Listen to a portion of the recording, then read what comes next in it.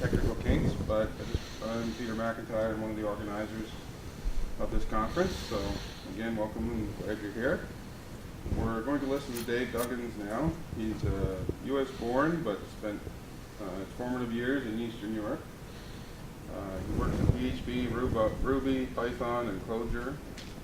Currently working as a freelance person.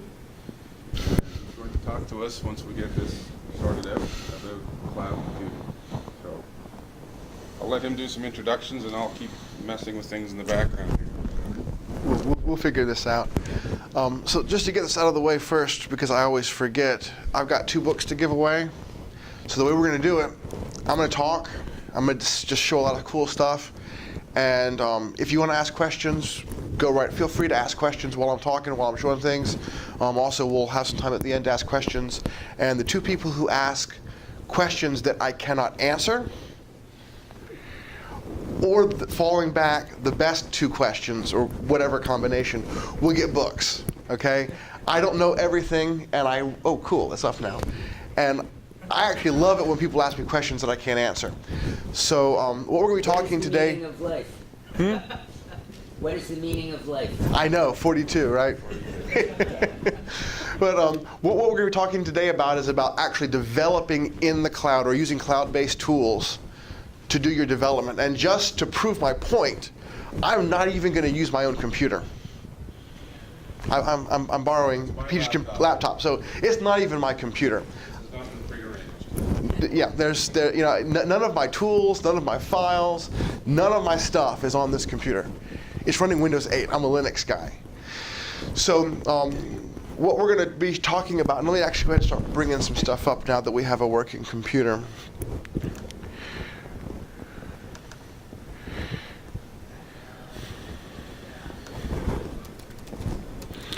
So, Just don't go into my bank account there. yeah, see that.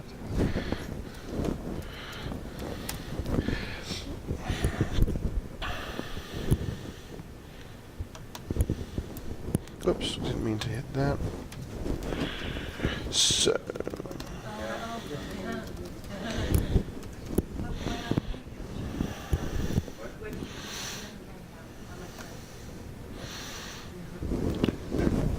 so here's my GitHub account. And this talk is actually it's right here. I don't have the links fully put on the slides yet, but I will later on today. So anything I talk about, all the stuff I'm using, you'll be able to find links to them in this little slide deck. The slide deck is almost entirely for links, because most of what I'm going to be doing is going to be just demonstrating stuff. And the things I'm going to cover today, I'm going to cover a cloud-based IDE called Cloud9. We're going to talk about how you can actually test your application in the cloud using a combination actually of C9's terminal and Selenium via Sauce Labs. And then I'm going to talk about ways to deploy your app in the cloud using AppFog, actually ZenCloud, and we're going to use EngineYard. Or I'm just going to talk about EngineYard. We're actually going to do much deployment. And then I'm going to talk about some other really, really cool cloud-based tools that I use and you can use for web development. So we have links. The first thing we're going to talk about is Cloud9. And Cloud9 is it was actually, how many here are familiar with the Mozilla Bespin project? So the Mozilla Bespin project was a project to try to create a cloud-based IDE, and they realized early on that they were a browser company and they had no business building an IDE in the cloud, and so.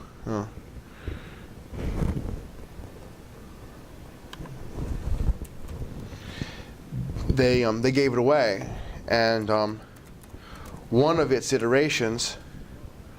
It is. I put the R in the wrong place. One of its many iterations is Cloud9.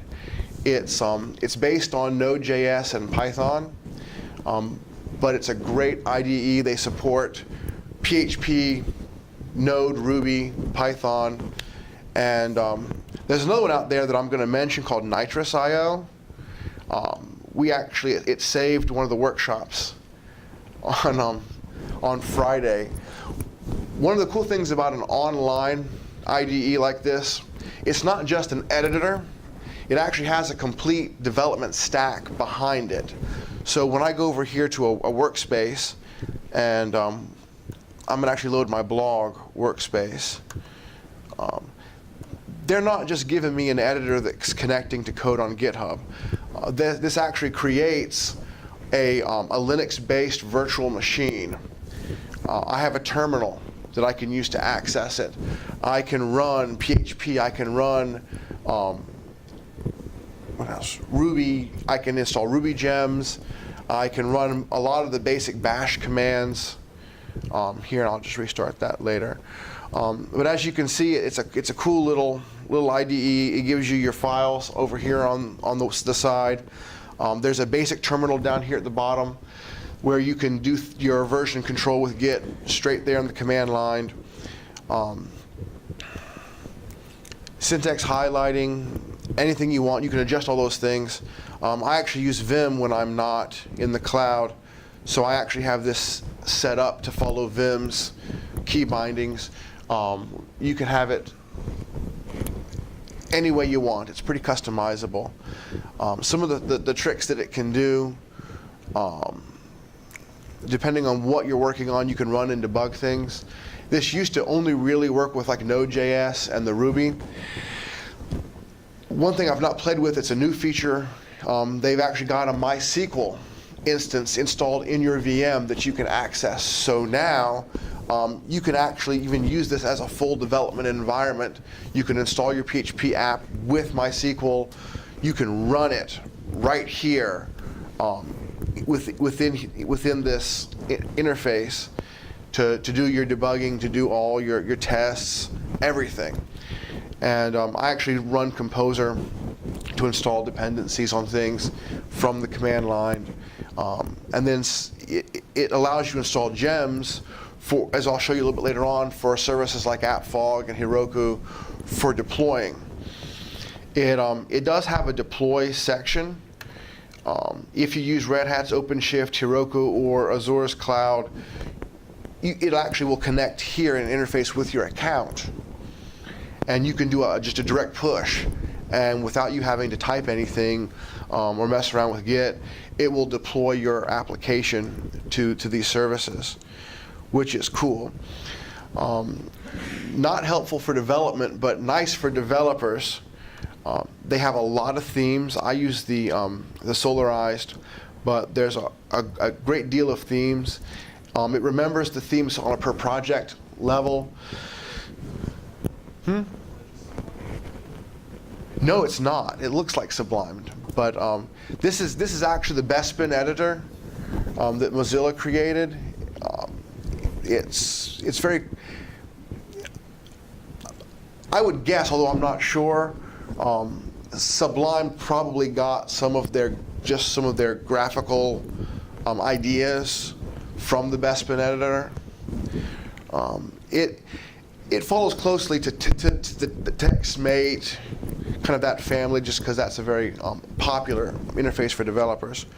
And of course, we can get rid of this if we want. We actually have a Zen mode where if I was in the full screen browser mode, it gives you a lot less distractions for your typing. I've actually never gotten out of this before. Oh,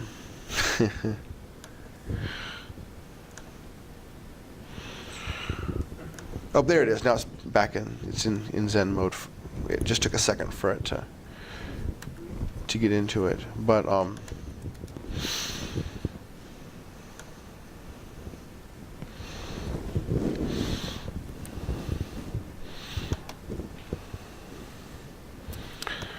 it has Git is baked into the menus. You can actually do your some of your stuff from the command line or from down below, And let's see.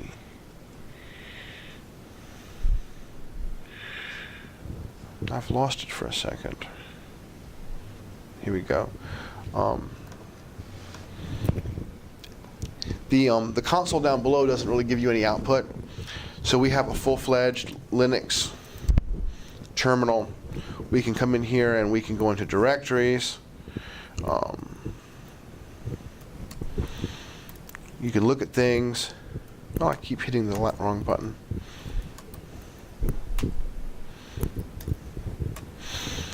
And you'll get access to most of the basic bash commands here.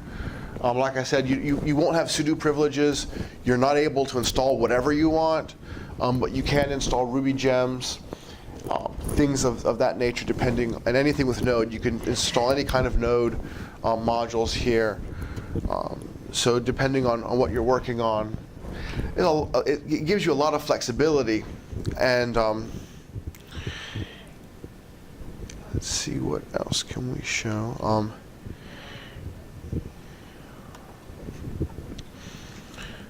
That's pretty much Cloud9 IDE in a nutshell. I have stickers, by the way, which I'll give out later. I wrote them and said, I'm talking about you at a conference. What can you give me to give away? And they sent me an envelope full of stickers. They're cool stickers. All right. So the next thing that we're going to cover is we're going to talk about Selenium and Sauce Labs. Anyone here ever worked with Selenium? How about Sauce Labs? Right. So if you're not familiar with Sauce Labs or Selenium, so Selenium is a testing kind of service. It helps you do testing of your application in multiple browser and operating system combinations. It runs virtualized on a server, and the real power behind it's being able to actually run hundreds of tests simultaneously. You don't want to have that kind of hardware or have to worry about that kind of hardware. So Sauce Labs actually gives you that hardware kind of behind the scenes that you can pop up, and you can instantiate as many tests as you want. Sauce Labs interface will give you the ability to do several different kinds of tests. They've got manual tests, which is where you can load the page directly in one of their VMs in the browser, and you can click on things and type in things and bring up the developer tools. But what we're going to actually talk about today is, we're going to talk about unit testing with Sauce Labs. And, well, caps locks, that must be what I did wrong. The one downside when working on other people's computers is their keyboards.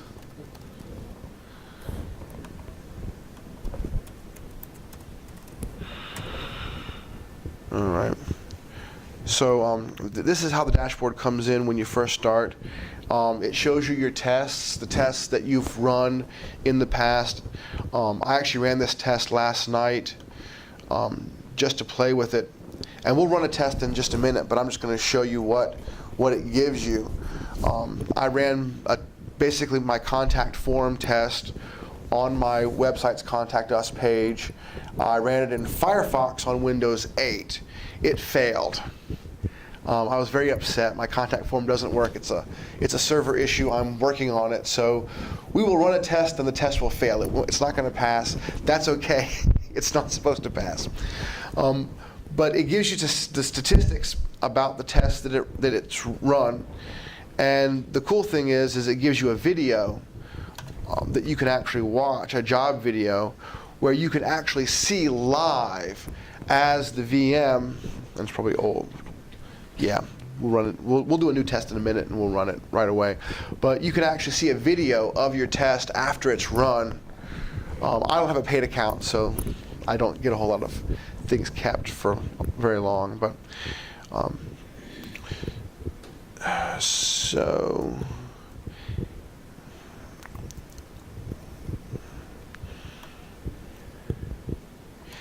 some of the things that Sauce Labs can do is it can actually test internal applications that are behind a firewall. They have their own Java built proxy that you install on your testing machine, the server, wherever your code or site is running from. It creates a secure tunnel to Sauce Labs infrastructure, and it enables Sauce Labs to come in and run tests against your code if you're behind some kind of VPN firewall. I don't actually need that. I installed their tools. It's called Sausage. Great name, right? And let me see if it's saved the string in the history. No. How many people here use PHP unit test? Okay. So this is the basic test for Selenium, and let's make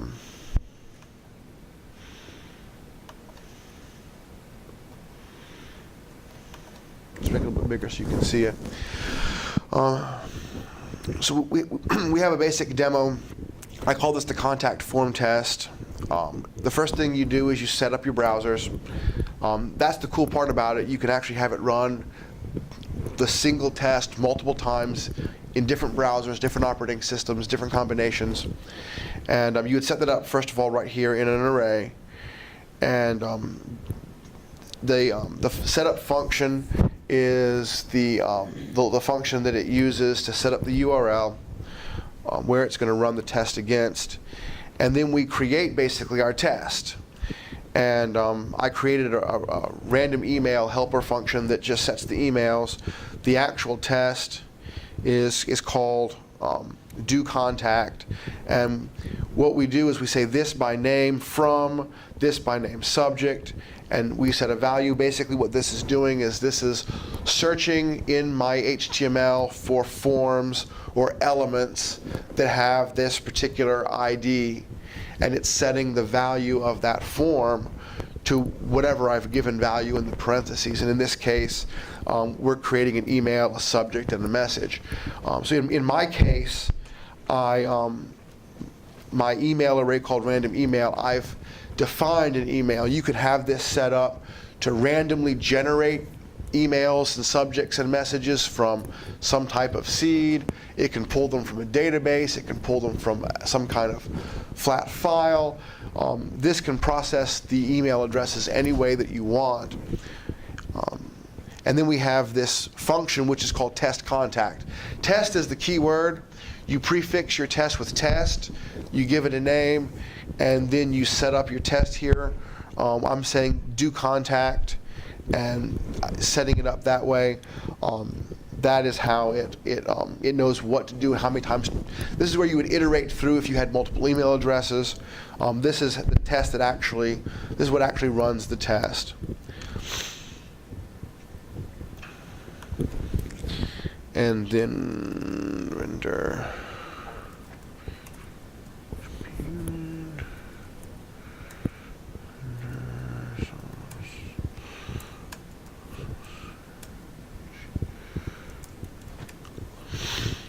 Then I run the test. It starts at PHP unit.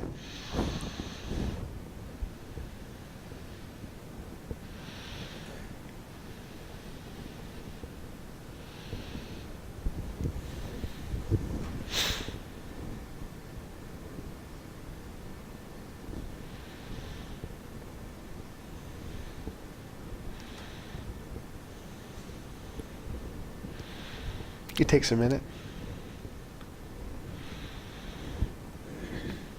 Does anyone have any questions so far while we're waiting for this to spit out the test results?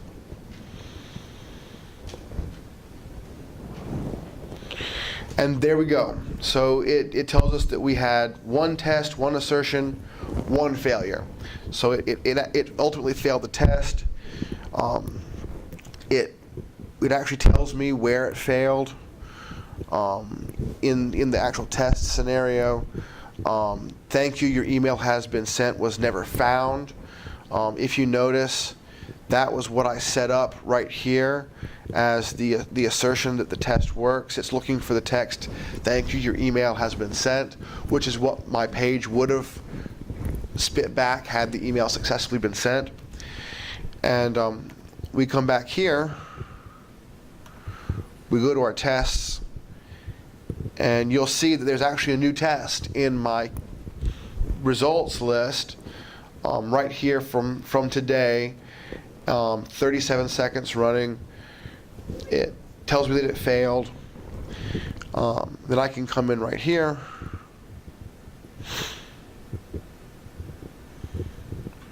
And it's going to show the machine booting up.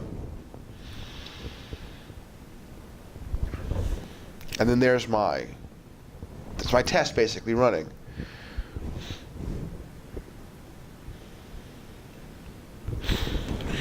And although in the video it does not give me a very good image of the failed test, there is a full screenshot right down here at the bottom.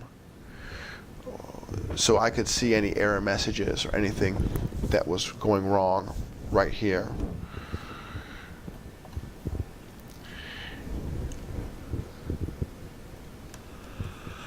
So the next thing we're talking about app fog. We're basically getting into the category of basically places where you can deploy your code.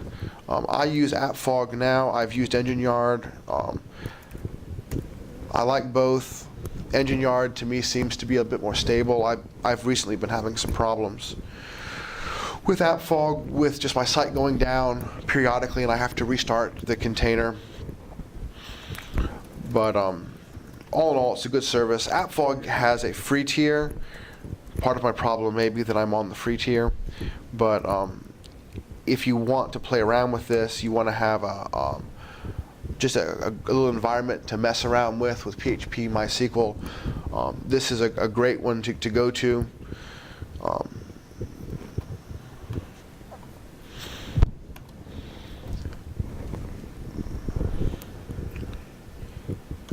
Like a lot of these, you can adjust your instances, your memory on the fly.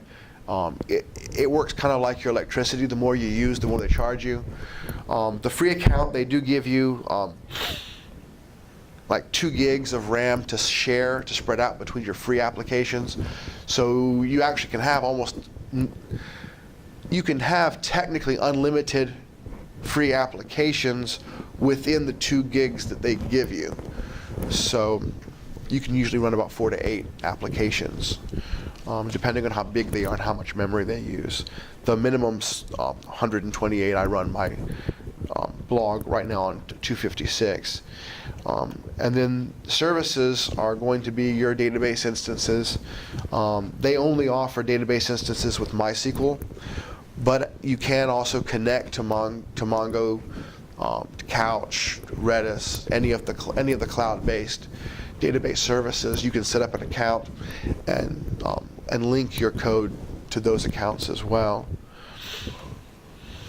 Now, the next thing we're going to do is I'm going to actually come over to my site over here.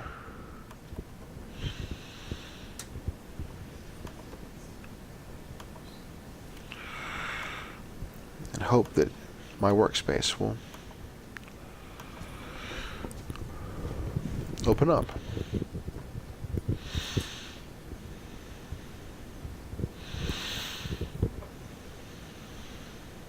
Well, it's supposed to be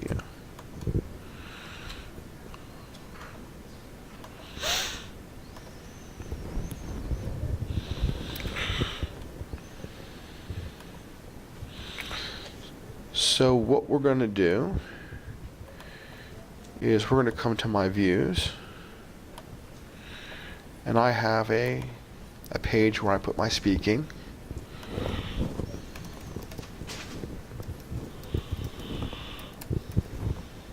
And we're going to bring up my website. We'll go to the speaking page and scroll down, and I have not yet updated it to be current with me speaking today at Northeast PHP conference. So we're going to come in here, and just to show you,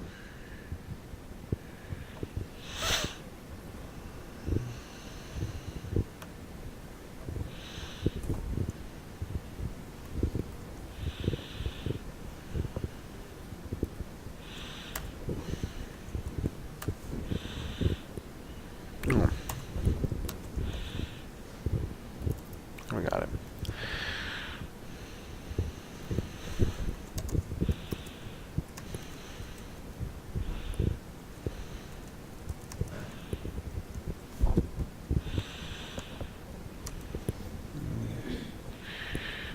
Then let's see.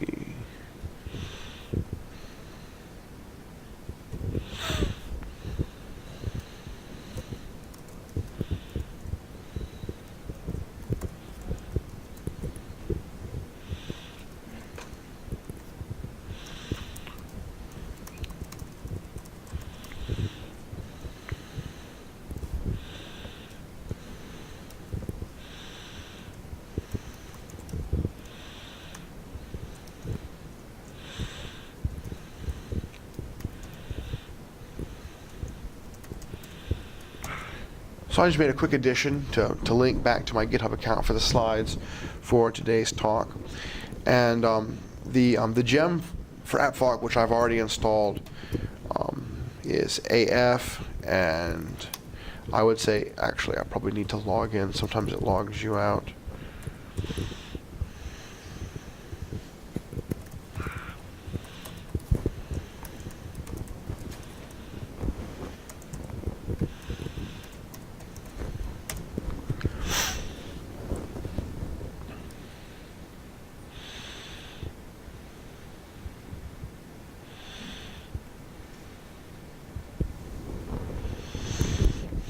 If you want to see the AF gem, I'll pull this up.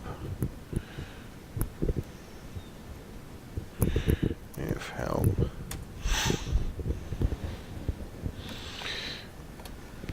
Well, I guess this doesn't help us much. It doesn't display much. I was going to try to bring up the options.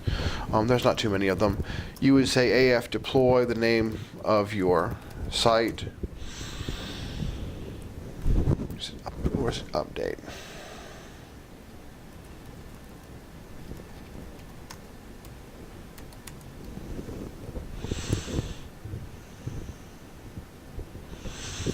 So now what it's doing is it's taking my my code changes that I've made here, and it's uploading them directly to AppFog. Yeah.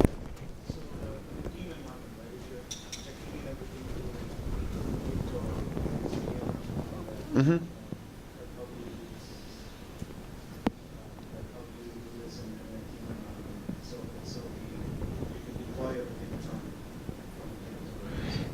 Yeah, the question was, how would you deploy this in a team setting where you're using version control? Yeah, absolutely. You have full access to Git from the command line. I've not tried Subversion, but you do have complete access to Git from the command line. In fact, I should have shown it. When you come up here to create a new workspace, one of the options is to clone from a URL.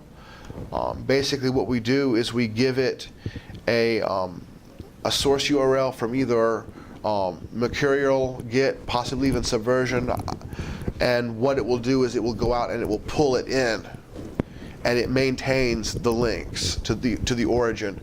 So yes, you can actually go and do Git push, Git pull.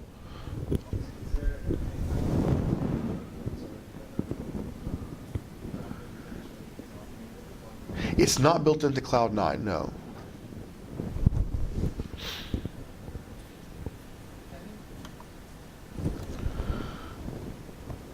Can you do shell scripts on Cloud9 or not really? So yeah, the question is, can we do shell scripts? Yes, you can do shell scripts. I've done, I'll do make, deploy scripts. You are going to be limited in what you can do with the shell scripts, only because you don't have control over installing applications on the Linux VM. So you can do anything that's going to be in regular bash, as long as you don't need sudo privileges to do it. You'll be fine. But if you need it to install anything specific, this is not your solution. This is primarily a development environment. It's not going to be the final. I wouldn't recommend, if you had to do a complicated deploy, doing that deploy from here. You're not going to have the ability. A simple deploy, yes.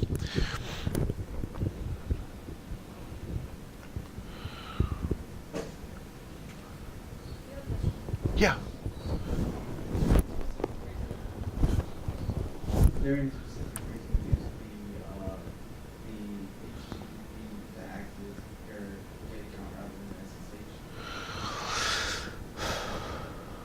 Well,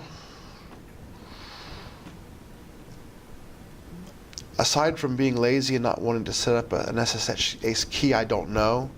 I was working with a group just recently, and I've been there for 6 months, and I've been trying to get them to set up SSH keys. It took me 6 months to get them from having to type in their username and password every single time they wanted to download or push to get, to finally convince them, let's generate SSH keys and do it the way Git intended.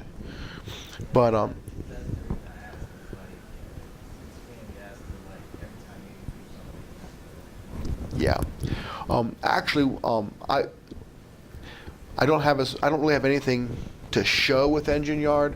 One of the reasons why I prefer Engine Yard and also the Zen's PHP Cloud over AppFog is they actually use Git for deployment versus AppFog has its own gem. So it really kind of gets in the middle of my workflow. Yeah. But it's done. It's updated the site, and we should be able to come in here and refresh. And the changes that I made have now been made right here. I've got a link to go to my GitHub account. All this was done on a computer, not mine, without me having to install any kind of tools. Another thing that's cool about this, and I'm going to bring the story up because it's cool. We won't be able to get into any of the other stuff, but on Friday during the workshops, the guy was doing a workshop on Node, and specifically Node.io, and a lot of people with the Windows machines were having a hard time installing Node, the Node package manager, and the Node modules to be able to do the scraping that the workshop was about. And we were able actually to load Nitrous.io, which is a Node.js IDE similar to Cloud9, and everyone was able to use the same IDE. It had the VM with all the tools. There was consistency. It's also possible with Cloud9 IDE to do collaboration together, paired programming. You can actually have another developer from anywhere else in the world share your workspace. They can actually share your editor, and you can see them typing like a ghost, right beside you without having to actually be physically present. So there's a lot of really, really, really great tools. Just to kind of move on, one thing I wanted to mention was DivShot and JetStrap. Since we don't have a whole lot of time, I'll just pull DivShot up real quick. How many people here use Twitter Bootstrap? So as a developer, Twitter Bootstrap saves my ass like a million times because I don't make things pretty, and I never have been able to make things pretty. But with Twitter Bootstrap, I'm actually able to make things look pretty. It's fun. One of the things that's cool about DivShot is basically a web-based, I've actually already logged into GitHub. No, I am. So it actually is a web-based interface with drag and drop capabilities that lets you build a web site in HTML and CSS3 using Twitter Bootstrap.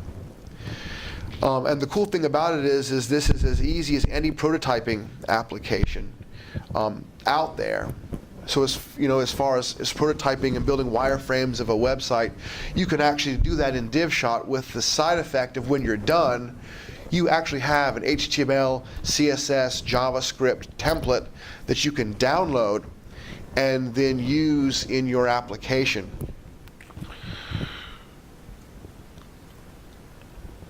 Oh, there it is.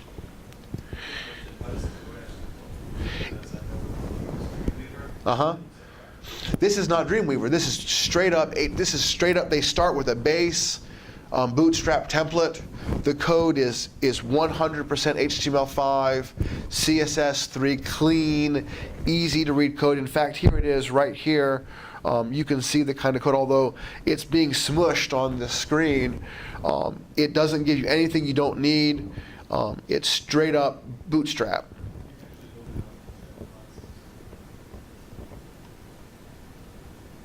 So yeah, and in fact,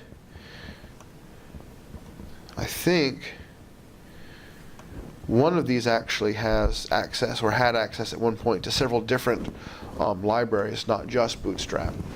And the other one that I've used in the past is Jetstrap, and it just recently changed their UI, and I didn't like their UI originally. Now that I'm looking at it again, I kind of like the UI that Jetstrap has. But that's another one that is out there. And there's a few others.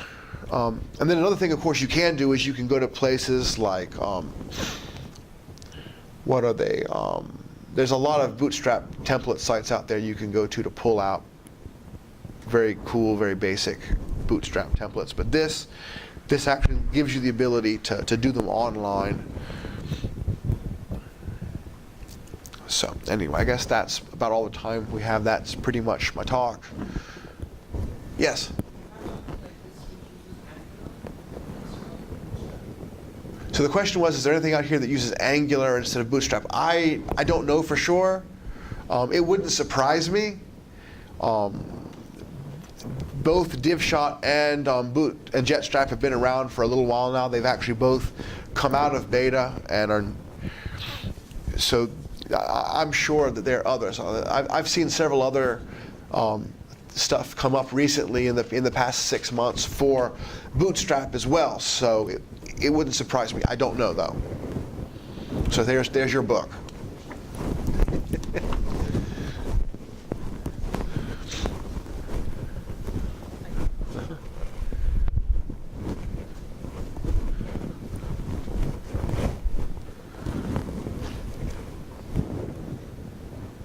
Anybody else have any questions?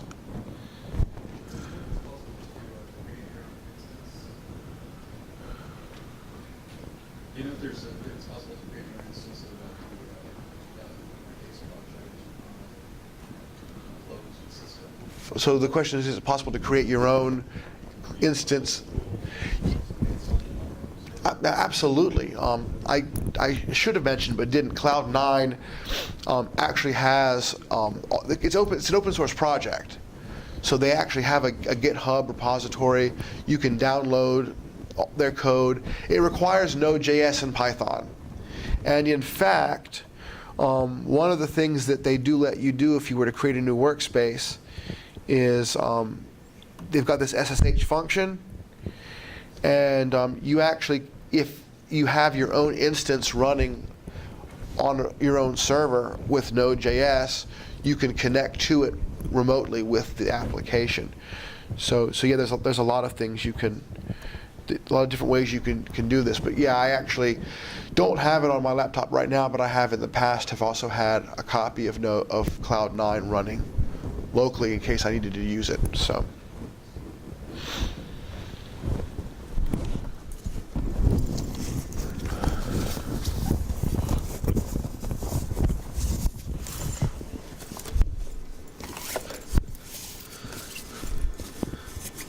Well, they're in there. I've got stickers, so after the talk, if anybody wants a Cloud9, come and let me know. So I guess that's it.